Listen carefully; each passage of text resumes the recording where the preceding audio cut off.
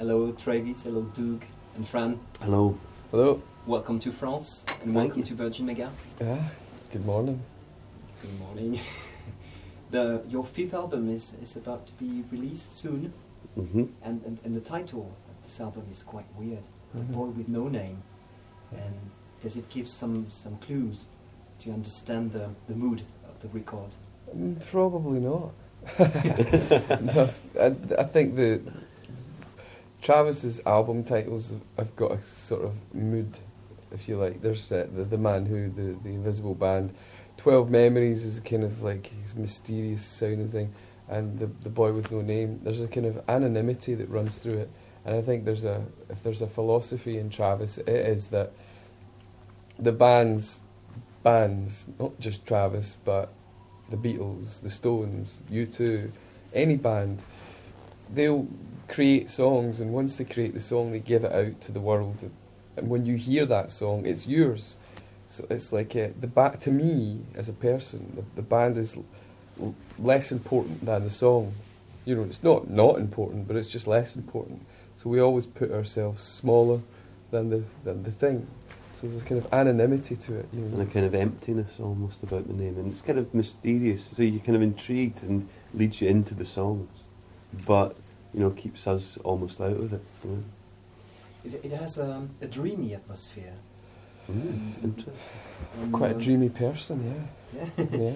And I saw the video clips, and it's a dreamy atmosphere Excellent, too. yeah, that's great. We do have, if you look at, that's a very, very, very good point. That you're the first person to come up with that. That's quite good.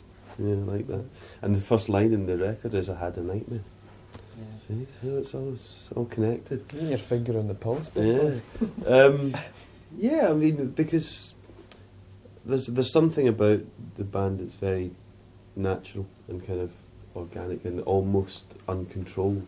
It's just that it's allowed to go its own way, like a dream. You can't control your dreams, I suppose. So it's kind of interesting. Wow, you've just blown my mind, man. Seriously, I'm like, oh my God.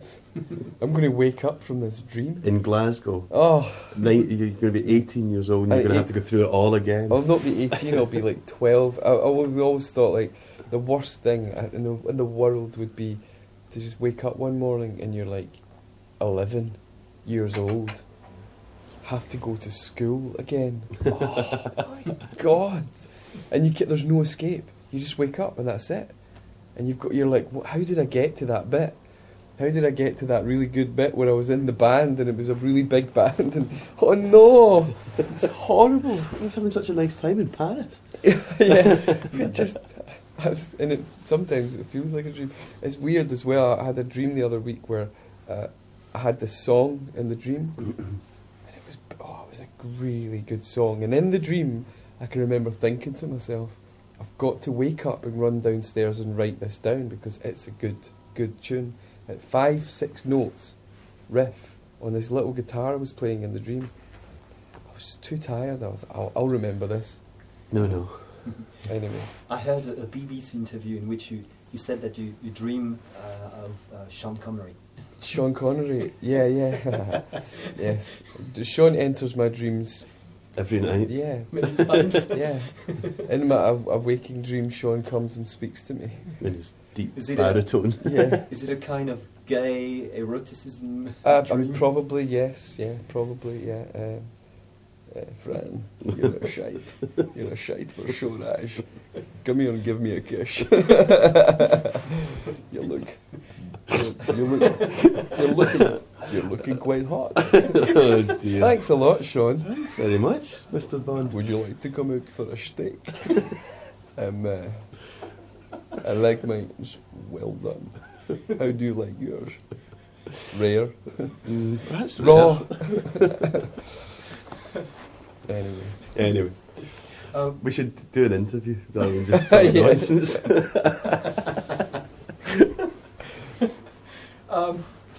Back to the music. I read that you encountered Brian Eno and Nigel Godrich again, and so It is like a dream.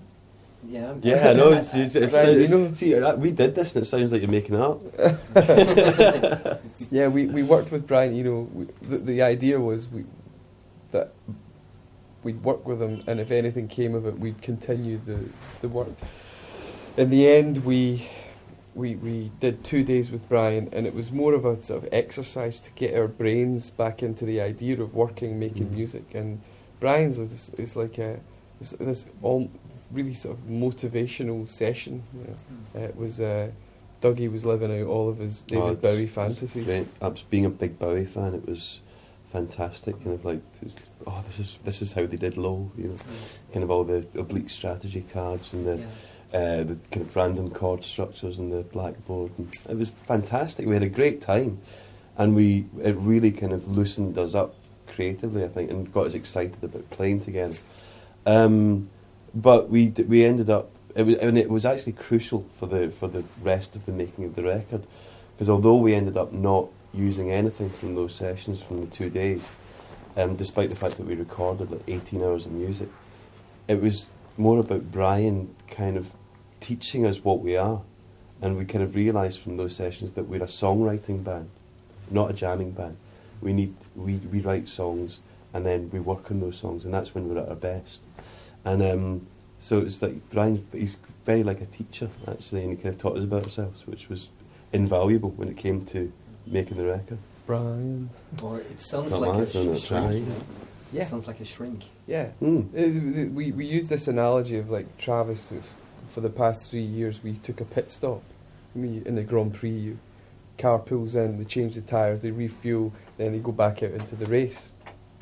And I think Brian would be the guy, if we'd spun off into the gravel, he's the guy driving the truck, like, there you go, guy.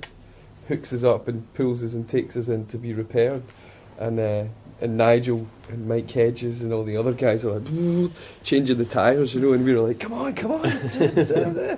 So it was, it's great to be able to do that, it's an incredible luxury to have, Brian, and Nigel Godrich and Sean Connery and Mike Hedges, all these, and Michael Brower mixing the record. That's the luckiest band going, really. To David have all Bowie these guys making the tea. Yeah, he makes a lovely cup of tea.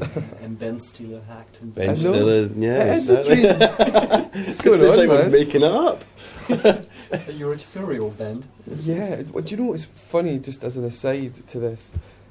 What did I tell you about? We're going to make videos for every single song, and one of my ideas for making a little video was doing remember the Jim will fix it thing with the scouts eating their lunch. Oh yeah. On the telly today, reenacting it, the actual people who did it. No. Yeah.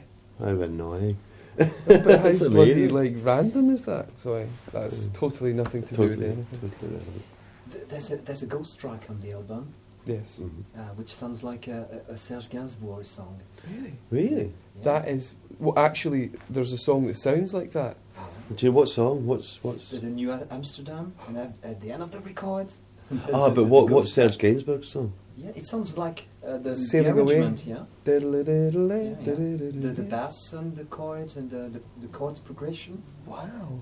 And that's bizarre. That's why Nigel probably loved it. Yeah, because Nigel is a huge Serge Gainsbourg fan, and he loved that song. He was always like, "Oh, that's a great song." It sounds like Serge Gainsbourg during the Melody Nelson era. Yeah, I love that record. And nice. This song started with New Amsterdam, in which you talk about your taste, paintings, Basquiat, cinema, movies, and things like that.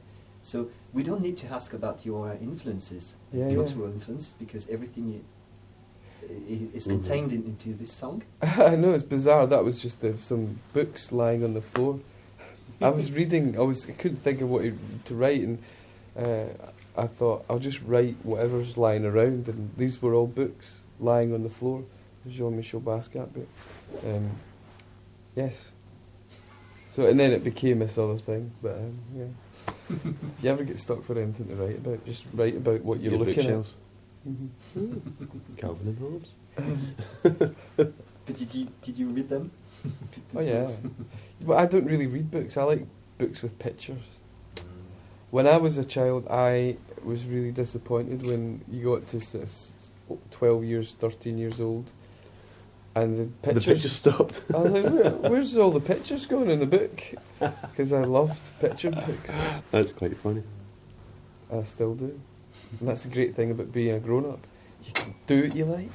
I'm going to have loads of picture books. And you call it art. Yes. And it's great.